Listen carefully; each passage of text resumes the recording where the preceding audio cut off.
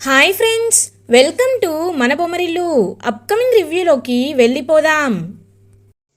అమ్మవారి విగ్రహం విషయంలో వేదవతి తప్పు చేసిందని నిహారిక, కృష్ణబాబు, వసంత వేదవతిని దోషిగా నిలబెడతారు. అదంతా చూస్తూ వేదవతి కుమిలిపోతూ ఉంటుంది. వేదవతి బాధని చూసి తట్టుకోలేక అర్చన అటు ఇటు తిరుగుతూ ఆలోచిస్తుంది.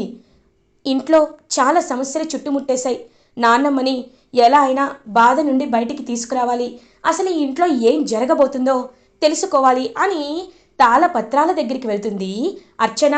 వెళ్ళి మరొకసారి ఇంకా ఆ బాక్స్ని ఓపెన్ చేసి తాళపత్రాలలో ఉన్న భవిష్యవాణిని చదవడం మొదలు పెడుతుంది అర్చన. ఇంకలా తన మంత్రశక్తితో చదువుతూ ఉంటే అతి త్వరలో గట్టమనేని చిన్న కోడలికి ప్రాణగండం పొంచి ఉంది. గట్టమనేని ఇంటి చిన్న కోడలు ప్రాణాపాయ స్థితిలోకి వెళ్ళబోతుంది అని ఇంకా తాళపత్రాల్లో రాసి ఉండడంతో ఒక్కసారిగా అర్చన షాక్ అయిపోతుంది. ఇంకలా చూస్తూ ఉండిపోతుంది. అప్పుడే అక్కడికి శ్రీకర్ వస్తాడు. అర్చన అని పిలుస్తాడు. వెంటనే ఆ తాళపత్రాల్ని బాక్స్లో పెట్టేస్తుంది అర్చన. సార్, మీరిక్కడికి వచ్చారేంటి అని అడుగుతుంది. ఏం లేదు, నువ్వేంటమ్మా అక్కడేం చేస్తున్నావు అని అడుగుతారు. ఏం లేదు సార్ అని అంటుంది. సరే వెళ్ళమ్మా అని ఇంకలా శ్రీకర్ అక్కడి నుండి వెళ్ళిపోతాడు. ఇదేంటి, గట్టమనేని ఇంటి చిన్న కోడలంటే అమ్మే కదా? అంటే అమ్మకి త్వరలోనే ప్రాణగండం ఉందా? ప్రమాదం ముంచుకొస్తోందా? ఎందుకు ఎందుకు ఈ శిక్షలు అమ్మకి? లేదు, అమ్మని నేను కాపాడుకుంటాను, కంటికి రెప్పలా ఖచ్చితంగా కాపాడుకుంటాను అని టెన్షన్ పడుతూ ఉంటుంది అర్చన. ఇది ఇలా ఉండగా నైట్ అవుతుంది. వేదవతి ఇంట్లో ఎవరు భోజనం చేయకపోవడంతో వేదవతి అటు ఇటు తిరుగుతూ ఆలోచిస్తూ ఉంటుంది. నిహారిక, కృష్ణబాబు, అత్తయ్య ఇలా ఆకలితో ఉంటే ఏమొస్తుంది చెప్పండి, అందరం భోజనం చేద్దాం. అయినా అమ్మవారు మీపై కరుణిస్తే ఆవిడే మీ ఇంటికి నడుచుకుంటూ వస్తారు, మీరేం కంగారు పడకండి అని చెప్పి వేదవతిని తీసుకొస్తుంది. ఇంకలా వేదవతి, ప్రసాదరావు, పెద్దిరాజు, వసంత అందరూ భోజనం దగ్గరికి వస్తారు, డైనింగ్ టేబుల్ దగ్గరికి. ఇంకప్పుడే శ్రీకర్ వెళ్ళబోతూ ఉంటే, నాన్న శ్రీకర్ ఆగు అని అంటారు వేదవతి. అమ్మ అని అంటారు శ్రీకర్. రానన్న భోజనం చేయనంటారు. లేదమ్మా, నాకు ఆకలిగా లేదు అని అంటాడు శ్రీకర్. చూడు నాన్న, నువ్వు మార్నింగ్ నుంచి ఏమీ తినలేదు కాబట్టి ఉపవాసాన్ని విరమించడం మన ధర్మం. రా, వచ్చి కూర్చొని తిను. ఇంకా ఎవ్వరూ ఎలాంటి టాపిక్స్ తీయకుండా ప్రశాంతంగా భోజనం చేయండి అని చెప్పి ఇంకా వేదవతి అంటుంది. అప్పుడే కరెక్ట్గా అవని ఒక పెద్ద క్యారేజ్తో అందరికీ సరిపోయేంత క్యారేజ్ని తీసుకొని ఒక రెండు మ్యాట్ తీసుకొని ఇంకలా ఇంటికి నడుచుకుంటూ నడుచుకుంటూ మొయ్యలేక ఆ క్యారేజ్ని తీసుకొని వస్తుంది. అమ్మయ్యా, వదులుతానా అత్తయ్య గారు, వన్ డే హస్బెండ్ గారు, ఇవాళ రాత్రి 12 వరకు మీరు నా హస్బెండే, ఈ ఇల్లు నా అత్తిల్లే. అలాంటప్పుడు మా ఇంట్లో భోజనం చేసి వెళ్ళకపోతే నేనెందుకు ఊరుకుంటాను అని హలో అని పిలుస్తూ ఉంటుంది అవని. ఎవ్వరికి వినిపించదు. వెంటనే గట్టిగా విజిల్ వేస్తుంది అవని. ఇంకా ఒక్కసారిగా అందరూ తిరిగి చూస్తూ ఉంటారు. ఇదేంటి ఈ టైంలో విజిల్ సౌండ్ వినపడుతుంది అని అంటారు ప్రసాదరావు. నాన్న, నేను వెళ్ళి చూసొస్తానని చెప్పి శ్రీకర్ అలా ఇంకా వెళ్ళి చూడగానే పెద్ద క్యారేజ్తో శ్రీకర్ వాళ్ళ ఇంటి ముందు నిలబడి ఉంటుంది అవని. ఒక్కసారిగా షాక్ అయిపోతారనమాట శ్రీకర్. హేయ్, నువ్వేంటి ఇక్కడ అని అడుగుతారు. హలో హస్బెండ్ గారు, మీరు మర్చిపోయినట్టున్నారు, ఇచ్చిన మాటని తప్పినట్టున్నారు. కానీ నేను మాత్రం ఎప్పుడు ఇచ్చిన మాటని తప్పనండి. మీరు మా ఇంట్లో పూజ వ్రతానికి వస్తానని చెప్పారు, కానీ వ్రతమంతా అవ్వకముందే వెళ్ళిపోతే ఎలా చెప్పండి అని అంటుంది. ఒక్కసారిగా షాక్ అయిపోతాడు శ్రీకర్. ఏంటి అని అంటారు. నేను మీతో కాదు, అత్తయ్య గారితో మాట్లాడతాను, పక్కకు తప్పుకోండి అని శ్రీకర్ని పక్కకు తోసేసి అత్తయ్య గారు, మావయ్య గారు అని లోపలికి వెళ్తుంది. ఏయ్, నువ్వేంటి ఇక్కడ అని అడుగుతారు వేదవతి. అత్తయ్య గారు, మీరిచ్చిన మాటని సగమే నిలబెట్టుకొని వెళ్ళిపోయారు, మిగతా సగం తీర్చడానికి వచ్చాను. వ్రతం జరిపించుకుంటే సరిపోతుందా? భోజనం కూడా తినాలి. మా ఇంట్లో వండిన భోజనమే తినాలని మీకు చెప్పాను, కానీ మీరు వచ్చేశారు కాబట్టి నేను మీ అందరి కోసం భోజనం తీసుకొచ్చాను అని అంటుంది అవని. హలో, మీ భోజనం ఏమీ మాకు అక్కర్లేదు అని అంటాడు కృష్ణబాబు. అవునవును, అత్తయ్య నీ ముందెందుకు తగ్గాలి అని అంటుంది నిహారిక. ఇది తగ్గడం కాదు, ఇప్పటికే అమ్మవారి ఇంటికి రాలేదని చాలా బాధపడుతున్నట్టున్నారు. ఇచ్చిన మాటను నిలబెట్టుకోకపోతే అమ్మవారి మనసు ఇంకా కోపంగా ఉంటుంది అని అంటుంది అవని. వెంటనే ప్రసాదరావు, అమ్మ అవని, నువ్వు వడ్డించమ్మా అని అంటారు. ఏవండి అని అంటుంది వేదవతి. వేదా, అవని చెప్పింది నిజమే, ఇప్పటికే ఇంట్లో చాలా అనర్థాలు జరుగుతున్నాయి. ఇచ్చిన మాట నిలబెట్టుకోకుండా ఇంకొక అనర్థాన్ని తీసుకురావద్దు. అవని ఇంట్లో భోజనం చేస్తామని మాటిచ్చాం, మాట నిలబెట్టుకోవాలి కదా. అమ్మ అవని, నువ్వు వడ్డించమ్మా అని చెప్పి ఇంక అలా వడ్డించేస్తూ ఉంటే అవని అందరికీ భోజనం వడ్డిస్తుంది. ఇంక అందరూ భోజనం చేస్తూ ఉంటే ఫస్ట్ కృష్ణబాబు తినకుండా ఫస్ట్ తినేసరికి ఆహా ఎంత రుచిగా ఉందో అని ఇంకా ఫుల్గా భోజనం అంతా ఫ్యామిలీ మెంబర్స్ అందరూ తింటారు. ఇంక అందరూ తినేసిన తర్వాత అవని వెళ్ళబోతూ ఉంటే ఏవండి ఆగండి, మీరు తినరా అని అడుగుతుంది అర్చన.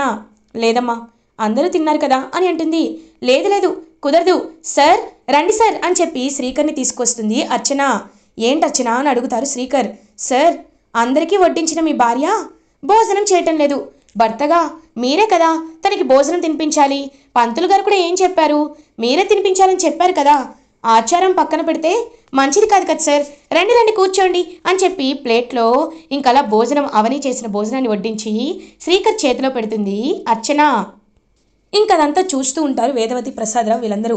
నిహారిక వాళ్ళు చూసిన ఏమీ చేయలేకపోతూ ఉంటారు. ఇంకప్పుడే శ్రీకర్ తన చేత్తో అవనికి భోజనం తినిపిస్తాడు. ఇంకా అవని పాపం ప్రేమగా శ్రీకర్ వైపు చూస్తూ, ఖచ్చితంగా ప్రేమగా నీ చేత్తో నువ్వు తినిపించే రోజు వస్తుంది బావా, వస్తుంది అని పాపం హ్యాపీగా చూస్తూ ఉంటుందన్నమాట అవని. ఇంకలా అవని ఇంటికి బయలుదేరుతుంది. శ్రీకర్ అవనితో ఒక్క నిమిషం ఆగు, నేను నిన్ను డ్రాప్ చేస్తాను అని అంటారు. పర్లేదు, నేను ఒంటరిగా వెళ్ళగలను అని అంటుంది అవని. లేదు, ఇప్పుడు టైం చూసావా ఎంతైందో, ఒంటరిగా నువ్వు వెళ్ళడం మంచిది కాదు. నాన్న, నేను తన్ని డ్రాప్ చేసి వస్తానని చెప్పి ఇంకలా శ్రీకర్ అవనిని డ్రాప్ చేయడానికి తీసుకువెళ్తాడు.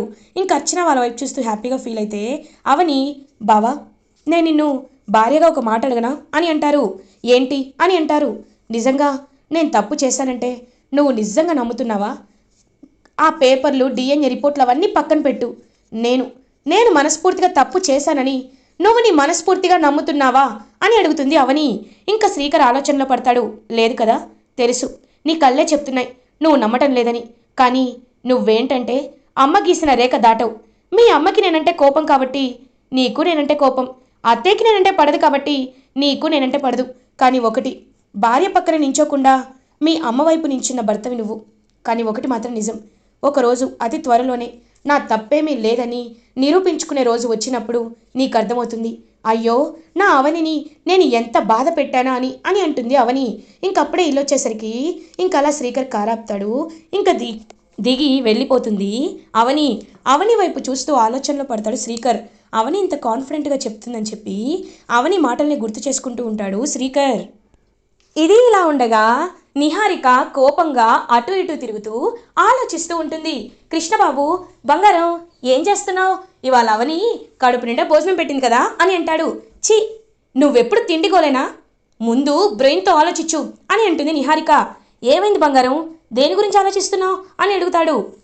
చూడు కృష్ణ, అసలు ఏం జరిగిందో చూసావు కదా. ఏం చేసినా అమ్మవారి విగ్రహం మన ఇంటికి రాలేదు.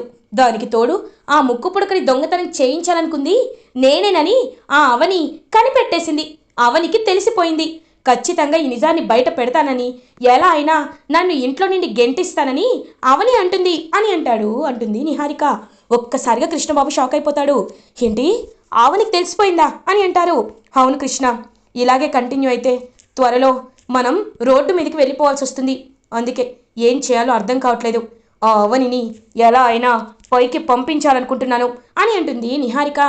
బంగారం, ఇప్పుడు అవనిని చంపేస్తాం, అప్పుడు అవని చచ్చిపోతుంది. మరి ఆ విగ్రహం మన ఇంటికి ఎలా వస్తుంది? అమ్మ ఎప్పటికీ ఆ విగ్రహం తీసుకురాలేకపోతుంది కదా అని అంటారు. అది కూడా నిజమే.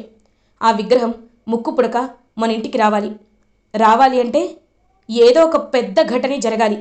అలా జరగాలి అంటే అని ఆలోచిస్తూ ఉంటుంది నిహారిక. ఏదో ఆలోచిస్తున్నావు కదా, ఏంటది బంగారం అని అడుగుతారు.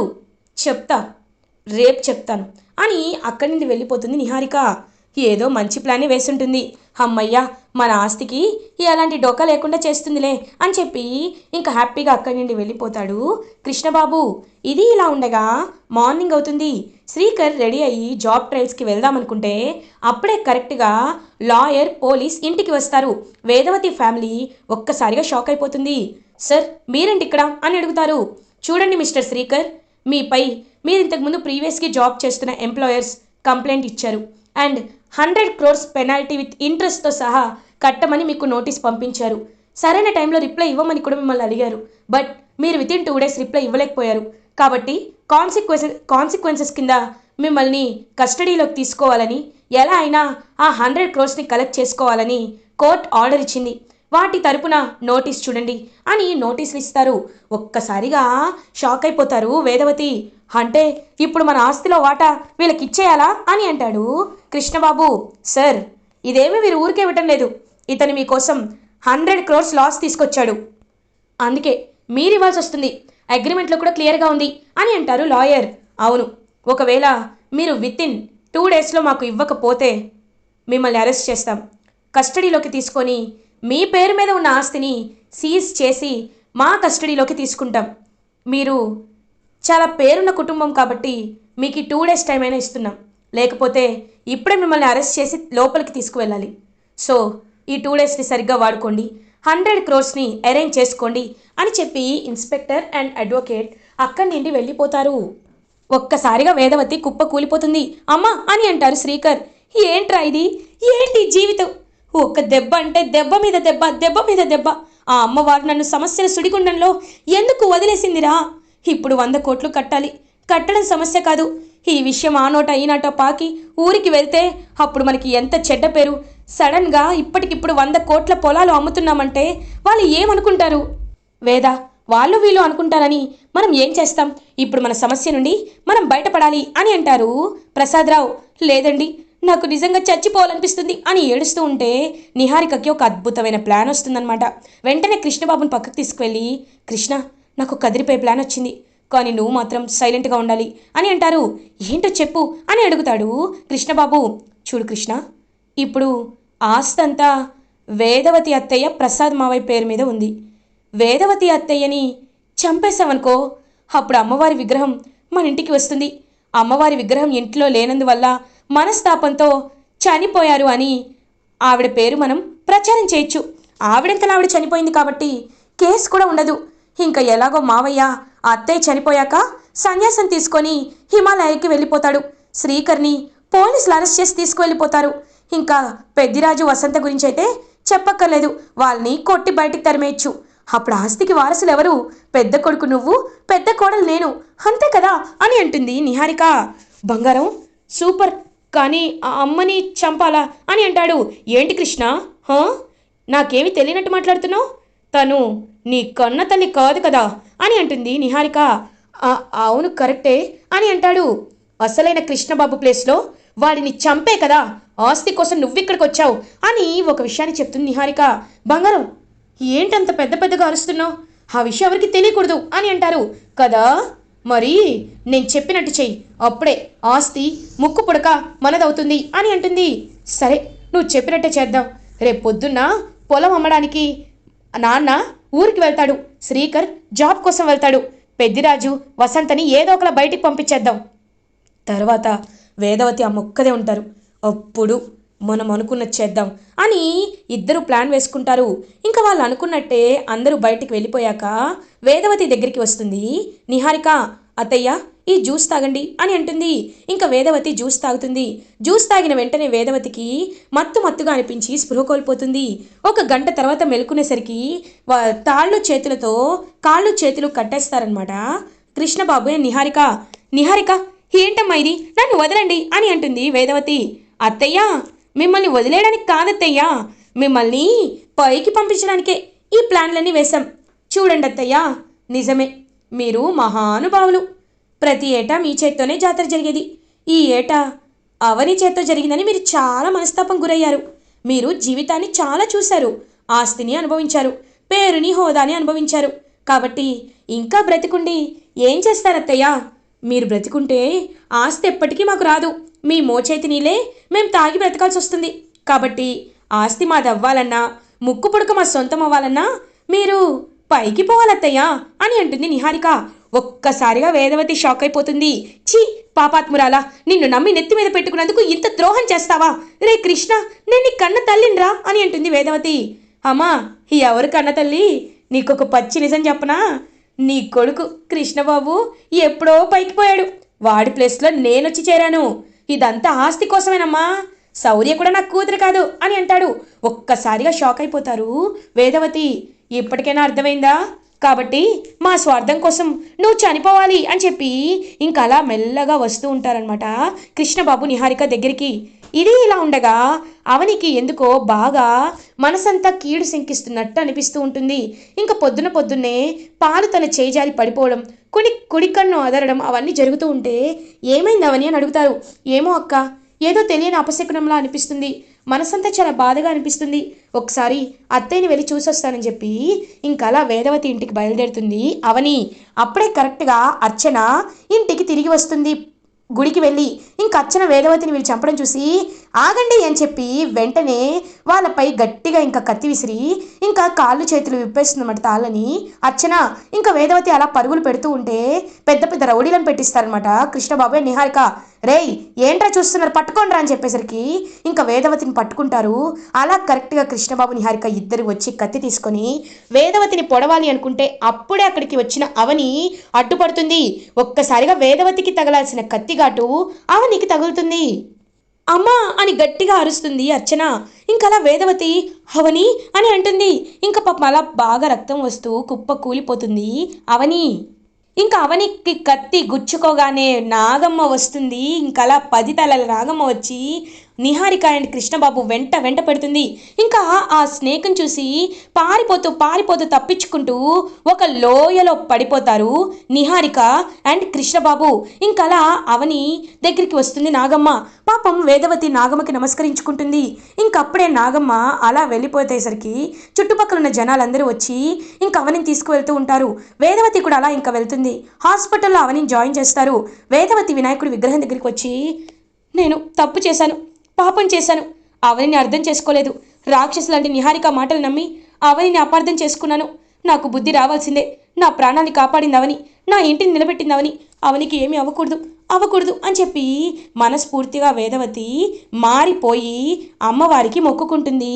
ఇటువైపు ఇంకా డాక్టర్ వచ్చి మీరు కరెక్ట్ టైంకే తన్ని తీసుకువచ్చారు, షీ సేఫ్ అని చెప్తారు. ఇంకా అలా లోపలికి వెళ్ళి అవనిని పలకరిస్తూ అమ్మ అవని నేను తప్పు చేస్తాను, నన్ను క్షమించు అని చెప్పి అవని చేతులు పట్టుకొని బ్రతిమలాడుతుంది వేదవతి. ఇలా ఎపిసోడ్ ఎండ్ అవుతుంది. ఫర్దర్ ఎపిసోడ్ రివ్యూస్ ముందుగా మీకు కావాలి అనుకుంటే మా ఛానల్ని సబ్స్క్రైబ్ చేసుకోండి. Thanks for watching.